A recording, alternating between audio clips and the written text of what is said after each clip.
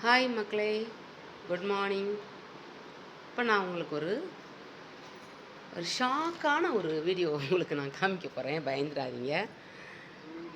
இது தான் எங்களுடைய சைடில் இருக்கிற ஒரு காளிமனை.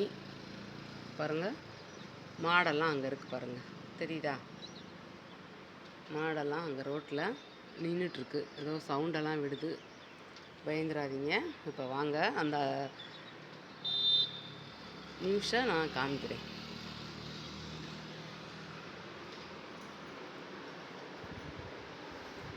இதாங்க என்னோடய கிச்சன்.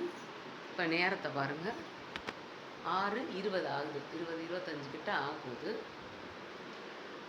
பாருங்கள்.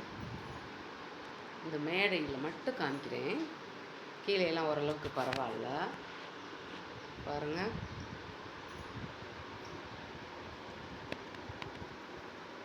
நல்லா வந்து எப்படி இருக்கு பாருங்கள்.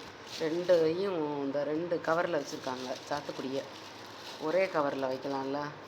நானாக இருந்தால் ஒரு பாத்திரத்தில் எடுத்து வைப்பேன், இல்லைன்னா ஒரு ட்ரேயில் எடுத்து வச்சுருவேன். போட்டிருக்காங்க கோதுமை மாவு வாங்க, அதை உள்ளே தூக்கி வைக்காமல் இருக்காங்க. அப்புறம் இதில் வந்து இந்த சோவி வந்து க்ளீன் பண்ணுறதுக்காக எடுத்து வச்சுருக்கேன் நான். இங்கே பாருங்கள், இங்கே ஒரு தாம்பாளம், ஒரு நல்ல ஒரு கழுவுன ஒரு கரண்டி, அப்புறம் வந்து அதே மாதிரி இட்லி தட்டு, ஒரு தட்டு, ஒரு குக்கரு, இங்கே ஒரு குக்கரு, கிரைண்டரு பாருங்கள். இதில் கொஞ்சம் வெங்காயம் உரிச்சிட்டு அப்படியே இருக்குது. இது என்னோடய பொண்ணு வந்து அஞ்சரை பாக்ஸ் வந்து நான் கழுவி வைக்கிறேன்னு சொல்லி கழுவி வச்சாங்க. நான் சொன்னேன் கழுவாத, கழுவுனா உடனே தொடச்சி வைக்கணும்னு. கேட்கல.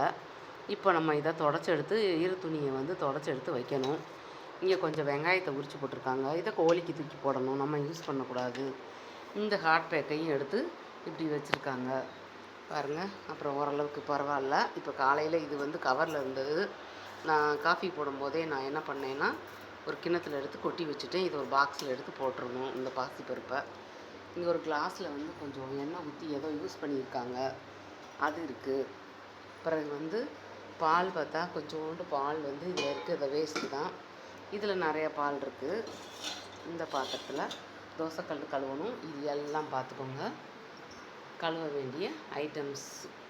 இப்போ மிஷினில் போடலாமா கழுவலாமான்னு நான் டாஸ் போட்டு பார்த்து தான் இதெல்லாம் வந்து, ஆனால் கையில் தான் இப்போ கழுவ போகிறேன் எல்லாத்தையும். நேரம் இருக்குல்ல நமக்கு, அதனால் அங்கே வந்து சிங்கம் வந்து களத்தில் இறங்குச்சின்னா அப்படி டக்கு டக்குன்னு எல்லா வேலையும் முடிச்சிடும். முடிக்க பார்ப்போம் நம்ம. இப்போ பிடிச்சிருக்கா பிடிக்கலையான்னு ஒரு கமெண்ட்டாவது போடுங்க. இல்லை எல்லார் வீட்லேயும் இப்படி தான் இருக்குமா என்னன்னு தெரியல. சில வீட்டில எல்லாம் நான் பார்த்துருக்கேன், க்ளீனாக அப்பப்போ வச்சுருவாங்க. நான் மட்டும் இருந்தால் நானும் அப்பப்போ வச்சுருவேன். வெளியில் எங்கேயாவது போனால் தான் சிங்கில் பாத்திரம் விழுகிற மாதிரி இருக்கும். பார்ப்போம்.